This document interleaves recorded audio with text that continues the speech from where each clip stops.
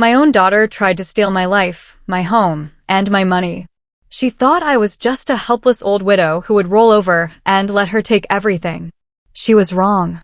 It started on Christmas Eve, when I was standing in my kitchen, flour on my hands, preparing the feast I'd been planning for weeks.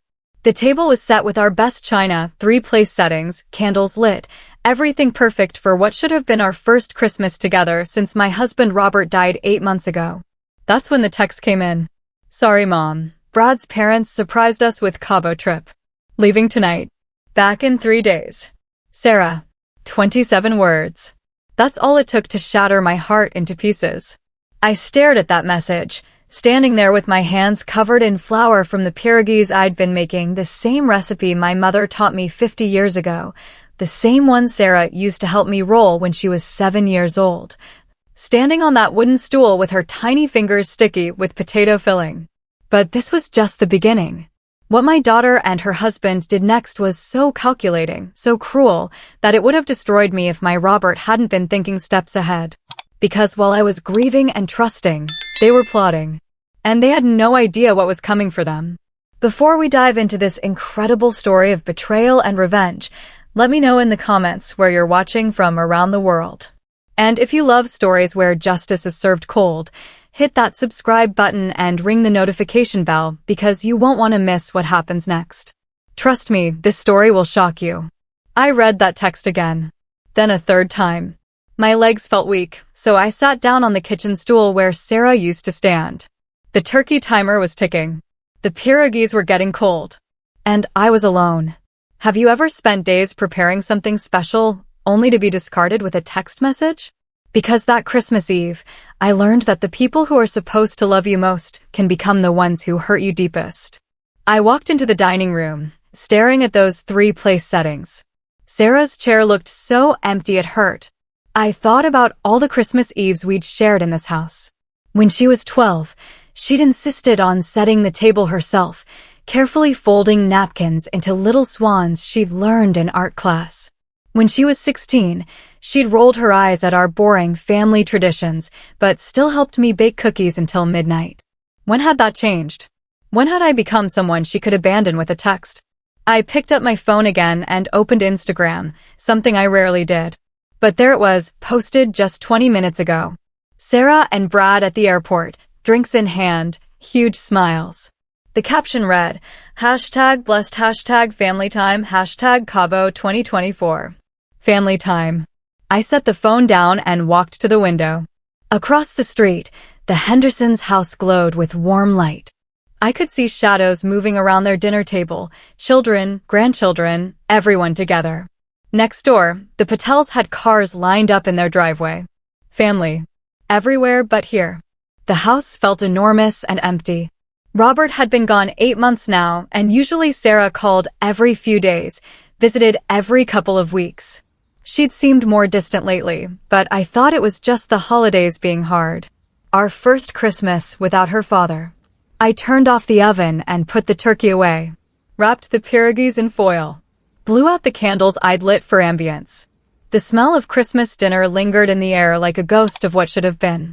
That night, I sat in Robert's old recliner and cried for the first time since his funeral. The next morning, Christmas Day, I woke up with puffy eyes and a hollow feeling in my chest. I made coffee, just 1 cup instead of the pot I usually made when Sarah visited, and sat at the kitchen table in my bathrobe. The house was so quiet I could hear the refrigerator humming, the clock in the hallway ticking, the neighbor's dog barking 3 houses down. I'd always loved quiet mornings, but this felt different. This felt like abandonment.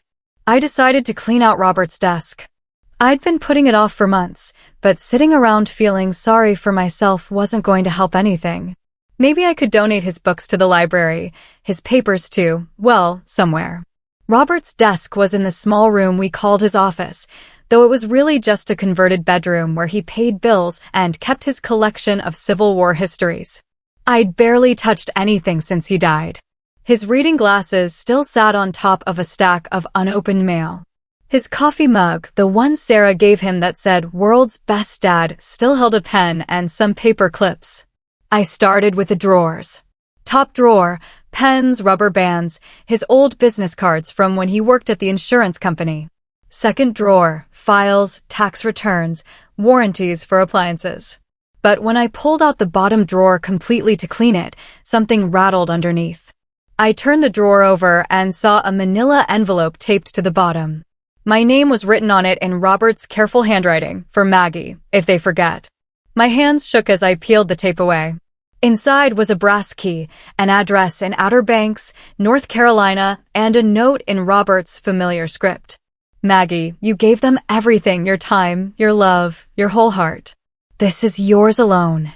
If you're reading this, it means I was right to worry. Trust Helen Morrison, my financial advisor. She has the rest. You are stronger than you know, and you deserve better than being forgotten. All my love, Robert. I held that note and cried again, but this time it wasn't just sadness. It was confusion. What was in Outer Banks? How long had Robert been planning this? And what did he mean, the rest? Have you ever felt completely forgotten by the people you love most? Drop a comment below and tell me about a time family let you down. And don't forget to subscribe to Revenge with Nick for more stories of justice served cold. I called Helen Morrison that afternoon. I remembered her name vaguely. Robert had mentioned his financial advisor a few times over the years, but I'd never paid much attention. Robert handled the money, I handled everything else. That's how we'd always done it. Helen Morrison speaking, came a crisp, professional voice. Hello, this is Margaret Patterson. I believe my husband Robert worked with you before he passed away. There was a pause. Mrs. Patterson. I've been wondering when you'd call. I'm so sorry for your loss. Robert was a good man, and he loved you very much. Thank you. I found some papers with your name and an address in the Outer Banks. I'm not sure what. Don't say anything else over the phone, Helen interrupted gently. Can you drive down to the address tomorrow? I think it's time you saw what Robert prepared for you. The drive to the Outer Banks took 2 hours. I'd made the trip dozens of times over the years. Robert and I used to rent a cottage there every summer when Sarah was growing up. But I'd never been to this address. It was on a quiet street lined with weathered beach houses, most of them empty in December. The house was smaller than I'd expected. Gray shingles, white trim, a screened porch facing the ocean. I could hear waves in the distance. The key fit perfectly in the front door lock. Inside, my breath caught. It was fully furnished, but not with random beach house furniture. The couch was the same style as our first apartment, the one Robert and I had saved up for month by month when we were newlyweds. The bookshelf held my favorite novels, arranged exactly the way I liked them, mysteries on top, classics in the middle, cookbooks on the bottom. On the coffee table was a photo I'd never seen before, Robert and me at our wedding, both of us laughing at something someone had said during the reception. Next to it, a small note in his handwriting, for all the times they make you feel like you don't matter. You matter to me. Forever. In the kitchen, the cabinets were stocked with my favorite coffee, my preferred brand of tea, even the specific type of crackers I liked with soup. The refrigerator was unplugged but clean, waiting. On the door was a list in Robert's handwriting, call Helen for everything else. I walked to the back porch and looked out at the ocean. December waves crashed against the sand, gray and powerful. The air smelled like salt and possibility. Robert had done this. Somehow, he created this place for me, this sanctuary, and he'd hidden it until I needed it most. But how had he known I would need it? I called Helen from the beach house landline. She answered on the first ring. You're there, she said. It wasn't a question. Helen, I don't understand. How did Robert afford this? When did he buy it? And how did he know? I trailed off. That Sarah would break your heart? He didn't know for certain, but he was worried. Can you meet me at the Coastal Cafe on Highway 12 in an hour? There's a lot more to discuss. The cafe was the kind of place that served coffee in thick white mugs and pie that actually tasted homemade. Helen was already there when I arrived, a woman in her 50s with silver hair and kind eyes behind wire-rimmed glasses. She was sitting in a corner booth with a leather portfolio in front of her. Margaret, she said, standing to shake my hand. Robert talked about you constantly. Maggie this, Maggie that. You were the center of his world. We sat down, and Helen opened the portfolio.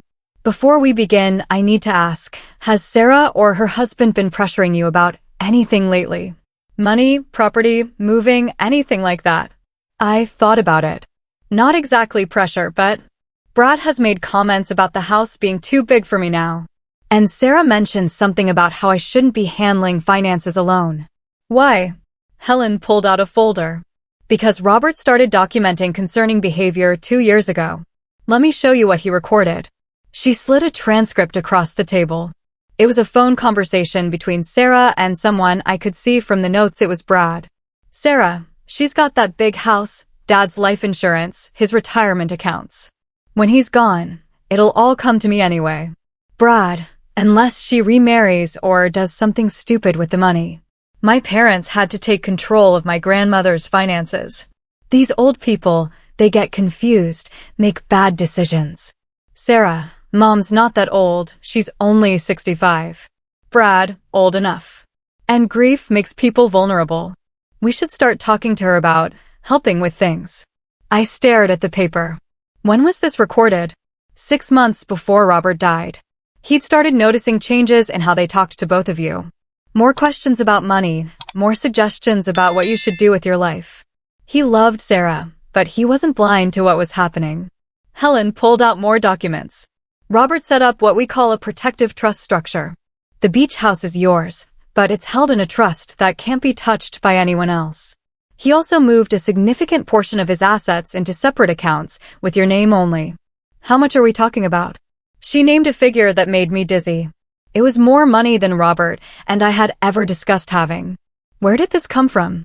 Stock investments he made over 20 years, life insurance policies you didn't know about, the pension he never fully explained. Robert was much better with money than he let on. He wanted you to think you were comfortable, not wealthy, because he was worried about people targeting you. People like Sarah and Brad. Unfortunately, yes. And Margaret, there's more. They've already started. Helen pulled out her phone and showed me Sarah's Facebook page. While I was discovering the beach house, Sarah had posted a photo of herself and Brad at what was clearly a local restaurant, not Cabo. The timestamp showed it was taken yesterday, Christmas Day. They never went to Cabo, I said, feeling stupid for not realizing it sooner. The Cabo story was likely to establish distance, make it seem like they had legitimate plans. But look at this. Helen scrolled to another post from this morning. It was a photo of my house, taken from the street. The caption read, "Driving by Mom's house, so worried about her spending Christmas alone. Family is everything." They were watching my house? Gets worse. I had Robert's old phone monitored through our security service. Yesterday evening, someone called your neighbor asking about your mental state and whether you'd been managing okay since Robert died. My stomach dropped. Mrs. Henderson next door? That's the one. She told them you seemed fine, but the fact that they're gathering information means they're planning something. Helen leaned forward. Margaret, Robert set all this up because he suspected Sarah and Brad might try to gain control of your assets by claiming you're not competent to manage them. It's more common than you'd think with elderly people who have lost a spouse. I'm 65, not 85. And I taught elementary school for 38 years. I managed classroom budgets, parent conferences, district meetings. I'm not incompetent. I know that, and you know that. But if they can create a paper trail suggesting otherwise. She didn't finish the sentence. She didn't need to. What do? We prepare. Robert left very specific instructions. We're going to document your competency so thoroughly that any challenge would be laughable. Medical records, financial management records, character witnesses. And we're going to do it before they realize you know what they're planning. I drove back home that evening with my mind spinning. Every assumption I'd had about my life had been wrong. Robert hadn't just been my loving husband, he'd been my protector, planning for threats I didn't even know existed. Sarah wasn't just a busy daughter who sometimes hurt my feelings, she was actively working against me. The house felt different when I walked in. Not empty anymore, but charged with purpose. I went straight to Robert's desk and looked through it again, this time knowing what to look for. In the file marked insurance, I found copies of policies I'd never seen. In taxes, there were investment statements showing growth I hadn't known about. And in personal, there was a thin folder labeled Conversations. Inside were more transcripts, notes in Robert's handwriting, even some audio files on a thumb drive. He'd been documenting Sarah and Brad's behavior for 2 years, carefully and methodically. There were conversations about my declining mental state that had never happened. Comments about me being too trusting and needing guidance. Plans to help me downsize and manage my money. One note, dated just 3 weeks before Robert died, made my hands shake. Brad suggested I change the will to put Sarah in charge of Maggie's inheritance for her own protection. When I refused, he said elderly people often make poor financial decisions after losing a spouse. He's laying groundwork. Must accelerate protection plans. I spent the next day at the beach house, reading through everything Helen had given me. The trust documents were complex, but the basic idea was simple. Robert had moved our major assets into structures that protected them from anyone trying to claim I was incompetent. The house, the retirement accounts, even his life insurance money, all safely beyond reach. But the beach house was the masterpiece. It was mine completely, generating rental income from 3 other properties Robert had quietly purchased over the years. I could live independently, comfortably, for the rest of my life without depending on anyone. That evening, Helen called. They're moving faster than we expected. Sarah called your doctor today, expressing concerns about your memory and judgment. Dr. Martinez shut her down, told her patient confidentiality prevented any discussion, but she's fishing. What does that mean? It means we need to get ahead of this. Can you come to my office tomorrow? We're going to build a fortress of documentation around your competency. Robert was playing chess while everyone else was playing checkers. Like this video if you think he was a genius, and share it with someone who needs to see that real love plans ahead. The next morning, I arrived at Helen's office in Elizabeth City. She had a comprehensive plan laid out on her conference table. First, medical clearance. Full cognitive assessment, not just your regular checkup. We want documentation that you're mentally sharp and capable of making complex decisions. That's easy enough. Second, financial competency demonstration. We're going to have you balance complex accounts, make investment decisions, show that you understand everything you're managing. I've been balancing our household budget for 40 years. Perfect. Third, character witnesses. People who can testify to your judgment, your independence, your mental clarity. I thought about it. My former teaching colleagues, maybe? The principal at my old school. Excellent. Anyone else who sees you regularly. Mrs. Chin at the grocery store, Pastor Williams at church, my book club, we meet twice a month. Helen made notes. We'll get statements from all of them. And finally, we're going to make sure every financial transaction you make is documented and rational. No impulsive purchases, no large cash withdrawals, nothing they can point to as concerning behavior. Over the next few days, I threw myself into building what Helen called my competency portfolio. Dr. Martinez gave me a thorough cognitive assessment, memory tests, problem-solving exercises, even a psychological evaluation. I scored well above average for my age group. My former principal, Janet Morrison, was happy to write a character reference. Margaret, you were one of the sharpest teachers I ever worked with. Anyone who thinks you're not competent to manage your own life is clearly wrong. Pastor Williams wrote about my volunteer work organizing the church food pantry. Mrs. Patterson manages complex logistics, coordinates volunteers, and handles financial donations. She's incredibly organized and thoughtful. Even Mrs. Chen from the grocery store agreed to write a statement. Mrs. Patterson shops with lists, compares prices, asks thoughtful questions about products. She's sharper than customers half her age. 3 days after Christmas, Sarah called. Mom, we're back. Cabo was amazing. How was your Christmas? Her voice was so bright, so cheerful, as if abandoning me with a text message was perfectly normal. I took a deep breath and tried to keep my voice steady. It was quiet. I managed. Oh good, I'm so glad. Listen, Brad and I were talking, and we think it might be a good time to help you start fresh.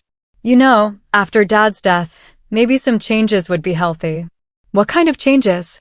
Well, that big house must feel so empty now. And managing finances on your own can be overwhelming. We thought we could help you find a nice senior community, something smaller and more manageable. There it was. Just like Robert had predicted. Sarah, I'm perfectly comfortable in my home, and I'm managing the finances just fine. Oh, I know you think you are Mom, but grief can affect judgment. It's very common. We've been reading about it. Reading about it where? A pause. Just articles online. About elderly people after losing a spouse. The important thing is that you don't have to handle everything alone. We want to help. I appreciate that, but I don't need help. Another pause, longer this time. Mom, we're going to come over tomorrow to talk about this in person. There are some things we need to discuss. The line went dead. I immediately called Helen. They're accelerating their timeline, she said. This is good, actually. We're ready for them, and now we'll have documentation of exactly what they're trying to do. The next morning, I was ready. I'd prepared coffee, laid out cookies, and arranged Robert's chess set on the side table, something I did when I wanted to think clearly. Robert always said chess taught you to think several moves ahead. Sarah and Brad arrived at 10 a.m. sharp, but they weren't alone. A woman in a business suit came with them, carrying a leather portfolio. Mom, this is Patricia Wong from Coastal Real Estate, Sarah said, as if this was perfectly normal. We asked her to take a look around and give us some ideas about preparing the house for sale. I stayed seated in my chair. I'm not selling the house. Brad stepped forward. Margaret, we know this is hard, but you need to face reality. This place is way too big for one person. The maintenance alone must be overwhelming, and the property taxes. The property taxes are paid automatically from my checking account, Brad. Just like they've been for 15 years. Patricia Wong cleared her throat. If I could just take some measurements, get a feel for the square footage. You're not measuring anything, I said firmly. This is my home, and I haven't agreed to sell it. Sarah sat down across from me, using her concerned daughter voice. Mom, we're worried about you. Yesterday when we called, you sounded confused. And Mrs. Henderson mentioned you seemed upset on Christmas. I was upset because my daughter abandoned me on Christmas Eve with a text message. We didn't abandon you. We had a family obligation. To Brad's parents, not to me. Sarah's mask slipped for just a second. Mom, you're being unreasonable. We're trying to help you transition to the next phase of your life. What if I don't want to transition? Brad pulled out his phone. Margaret, we've already looked at some lovely senior communities. Very safe, everything taken care of for you. You wouldn't have to worry about anything. I'm not worried about anything now. That's when I saw it. Brad wasn't just showing me senior communities on his phone. He was recording our conversation. Brad, are you recording this? He fumbled with the phone. Just taking notes. No, you're recording me.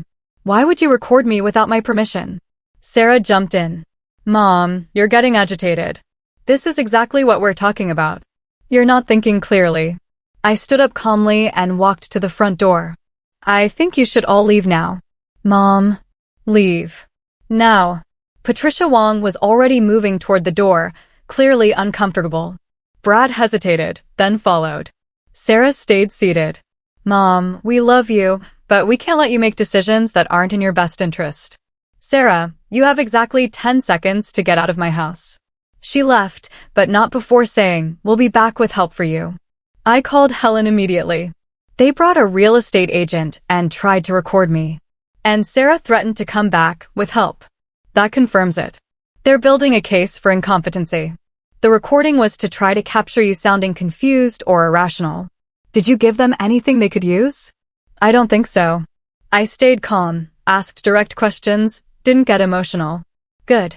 But Margaret, if they're talking about coming back with help, they might be preparing to file for emergency guardianship. We need to move fast. What does that mean? It means they could petition a court to take control of your finances and decisions immediately, before you have a chance to defend yourself. But here's the thing, they don't know about the trust structures Robert set up. They think your assets are all in your name, vulnerable to guardianship proceedings. But they're not. The beach house and most of the investment accounts are protected. But your primary residence and checking accounts would be at risk. We need to get ahead of this. That afternoon, Helen and I went to the bank. I moved most of my liquid assets into the protected trust accounts, leaving only enough in my regular checking to pay monthly bills. I also got a letter from the bank manager, Mr. Peterson, who'd known Robert and me for 20 years. Mrs. Patterson is one of our most organized customers, he wrote. She maintains detailed records, asks intelligent questions about financial products, and has never made an impulsive or concerning financial decision in all my years of working with her. Can you believe Sarah brought a real estate agent to her grieving mother's house? Comment below with what you would have done in Margaret's shoes. Subscribe to Revenge with Nick because this story is about to get intense. Over the next week, things escalated quickly. Sarah called my book club leader, expressing concerns about my memory. She contacted Pastor Williams, asking if I'd seemed confused during church services. She even called my neighbor, Mrs. Henderson, suggesting they keep an eye on me because I was struggling more than I wanted to admit. But what she didn't know was that Helen had already spoken to all of these people. They'd been asked to document any concerning behavior they observed and to note any unusual questions from family members. Mrs. Henderson called me directly. Margaret, your daughter asked me some very strange questions about your mental state. She wanted to know if you'd been forgetting to bring in mail, or if I'd seen lights left on all night, things like that. I told her you seemed perfectly fine to me, but I thought you should know. Pastor Williams was even more direct. Margaret, I've had 3 calls now from Sarah, asking leading questions about your confusion during services. I've never observed any confusion. In fact, you're one of the most engaged members of our congregation. I'm documenting these calls. The book club was where it got really interesting. Janet Holloway, our club president, called me after Sarah's 3rd attempt to pump her for information. Margaret, I don't know what's going on with your family, but your daughter seems determined to prove you're mentally declining. She asked if you'd been forgetting book plots, mixing up characters, losing track of discussions. When I told her you'd just led a brilliant analysis of the 7 husbands of Evelyn Hugo, she seemed disappointed. Disappointed? Like she wanted me to say you were confused. It was very odd behavior for a concerned daughter. I was starting to see the full scope of their plan. They weren't just questioning my competency, they were trying to create evidence of incompetency where none existed. The breakthrough came when Mrs. Chan from the grocery store called me on a Friday afternoon. Mrs. Patterson, the strangest thing happened today. A young man came into the store asking questions about you. He said he was your son-in-law and was concerned about your shopping habits. What kind of questions? He wanted to know if you'd been buying unusual things, forgetting items, paying with checks when you meant to use cash, seeming confused about prices. Very specific questions. What did you tell him? I told him that in 2 years of serving you, you've been one of my most organized customers. You shop with lists, you compare prices carefully, you know exactly what you want. But Mrs. Patterson, he seemed disappointed by my answers. He kept pushing, asking if I was sure you'd never seemed confused. That evening, Helen and I reviewed what we knew. Sarah and Brad were systematically contacting everyone in my life, trying to build a case for mental incompetency. But instead of finding evidence, they were creating a paper trail of their own inappropriate behavior. This is actually perfect, Helen said. They're documenting their own bad faith efforts. When this goes to court, and it will go to court, we'll have witnesses who can testify that they were pressured to make false statements about your mental state. When will it go to court? Soon.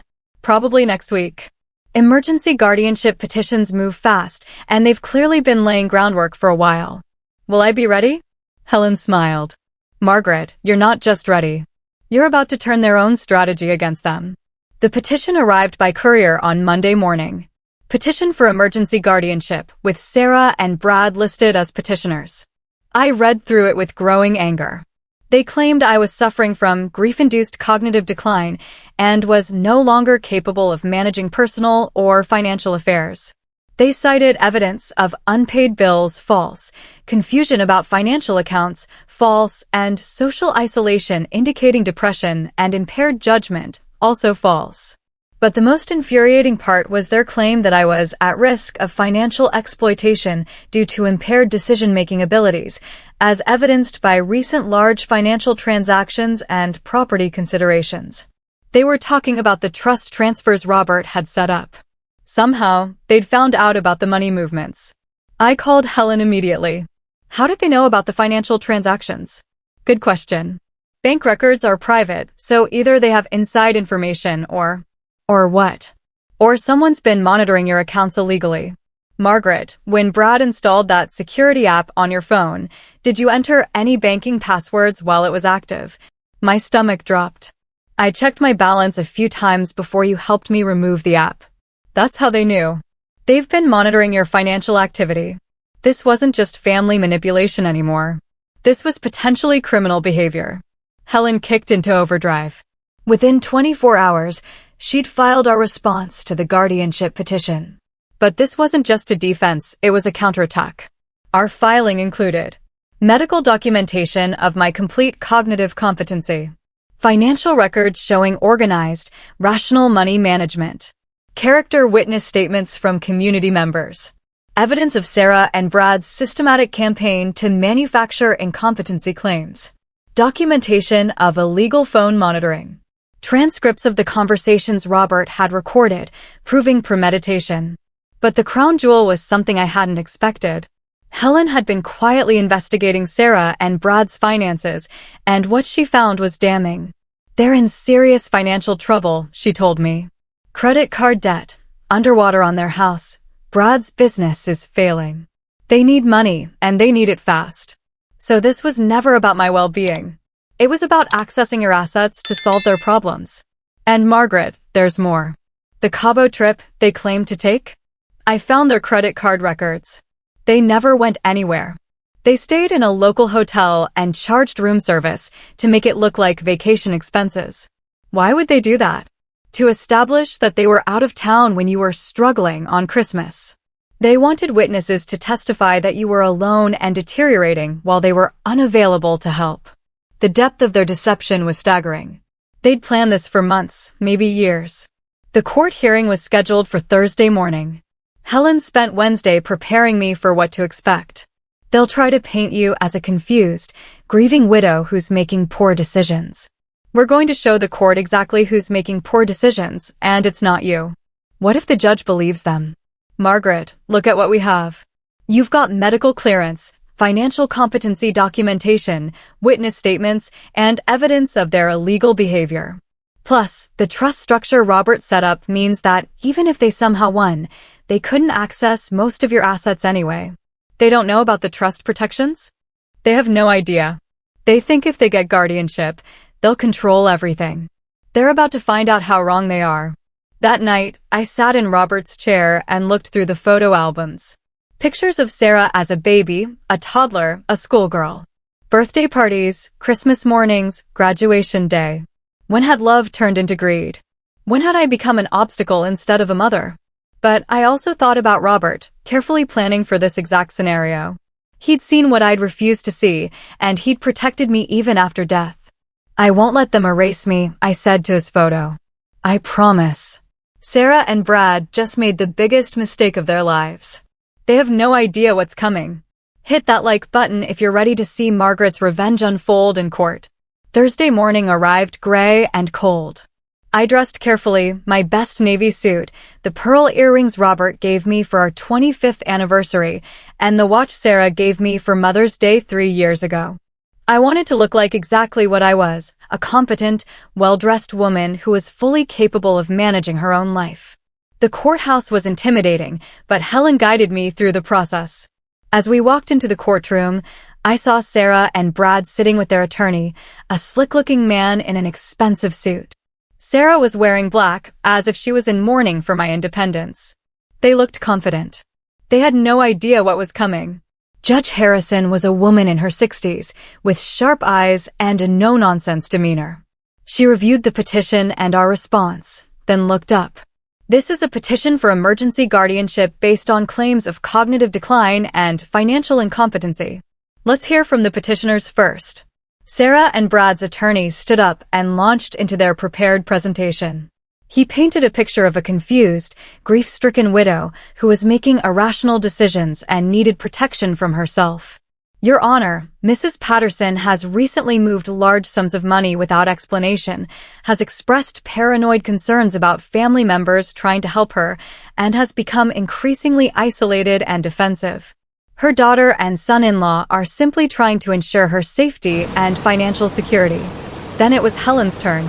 She stood slowly, arranged her papers, and smiled at the judge. Your Honor, what we have here is not a case of an incompetent elderly woman needing protection. What we have is a calculated attempt by financially troubled relatives to gain access to assets they have no legal right to claim. Helen methodically presented our evidence. Dr. Martinez's cognitive assessment showing I scored above average for my age group. Bank records proving my financial competency and organized money management. Character witness statements from community members. But then came the surprise. Your Honor, I'd like to play a recording that the deceased husband, Robert Patterson, made 2 years ago when he first became concerned about his daughter's behavior. Helen played Robert's recording of Sarah and Brad discussing my inheritance and their plans to help me manage money.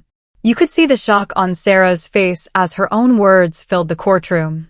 Then Helen revealed the illegal phone monitoring, the systematic campaign to manufacture evidence of incompetency, and the financial motive, Sarah and Brad's debt problems. Your Honor, these petitioners have engaged in potentially criminal behavior to build a false case against a competent woman whose only crime was having a husband who was smart enough to protect her from exactly this kind of exploitation. The judge was quiet for a long moment after Helen finished. Then she turned to Sarah and Brad's attorney. Counselor, do you have any response to these allegations? He stammered something about the evidence being taken out of context, but it was clear he'd been caught completely off guard. Judge Harrison then asked me to approach the bench. Mrs. Patterson, I'm going to ask you some questions. Can you tell me your current address, your date of birth, and the name of your bank? I answered clearly and accurately. Can you explain to me why you moved money between accounts recently? Your Honor, my late husband had set up trust structures to protect our assets.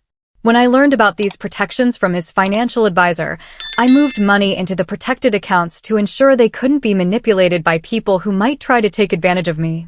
And do you feel you're capable of making your own financial and personal decisions? Yes, Your Honor. I managed classroom budgets for 38 years as an elementary school teacher.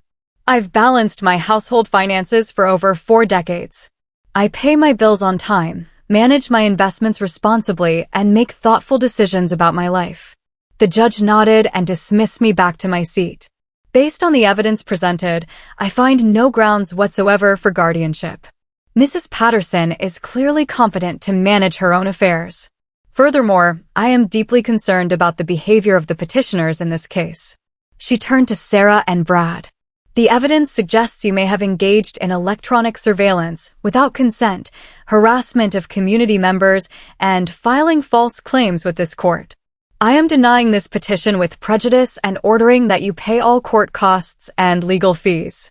Additionally, I am issuing a restraining order preventing you from contacting Mrs. Patterson about financial or property matters for a period of 1 year. The gavel came down with a sound like thunder. Walking out of that courthouse, I felt 20 years younger. Sarah and Brad hurried past us without making eye contact, but I could hear Brad angrily whispering to their attorney about appeals and other options. It's over, Helen said. They can't appeal a guardianship denial, and the restraining order means they can't harass you anymore. That afternoon, I drove to the beach house. I sat on the back porch, watching winter waves crash against the shore, and called Janet from my old school. Janet, how would you feel about helping me start a retreat center? A place where retired teachers could come to write, relax, and support each other. Margaret, that sounds wonderful. What gave you the idea? My husband. He left me the perfect place, and I think it's time to use it. Over the next few months, I transformed the beach house into exactly what Robert had envisioned, a sanctuary. Not just for me, but for anyone who needed a place to remember their worth. We hosted writing workshops, grief support groups, and financial planning seminars for widows. The rental income from Robert's other properties funded it all, and the community that grew around the retreat became my new family. 6 months later, I received a letter. The return address was Sarah's, but the handwriting was different, smaller, more careful than her usual scrawl. Dear Mom, I don't know if you'll read this, but I need to try. Brad and I are getting divorced. He manipulated me into believing that controlling your life was the same as caring about you. I know now that it wasn't. I was angry after Dad died, angry that he never seemed to trust me with important things, angry that you two had secrets I didn't know about. But I understand now that Dad was protecting you from people like Brad. People like I became. I don't expect forgiveness, and I don't expect you to want me in your life again. But I needed you to know that I remember who you really are. You were the mother who taught me to bake pierogies, who sat with me during thunderstorms, who cheered at every school play. I'm sorry I forgot. I'm sorry I chose greed over love. If you ever decide you want to talk, I'll be here. Sarah. I read the letter 3 times, then put it in Robert's desk drawer next to his photo. Some bridges, once burned, take time to rebuild. But maybe, someday, there would be room for careful forgiveness. The beach house was hosting its first annual New Beginnings weekend, a retreat for women starting over after loss. 15 widows, 3 divorce survivors, and 1 retired teacher who'd just discovered her own strength. As I watched them laughing together on the porch, sharing stories and building friendships, I thought about Robert's note. You are stronger than you know, and you deserve better than being forgotten. He was right. I was stronger. And I would never be forgotten again. Margaret turned her pain into purpose and her betrayal into triumph.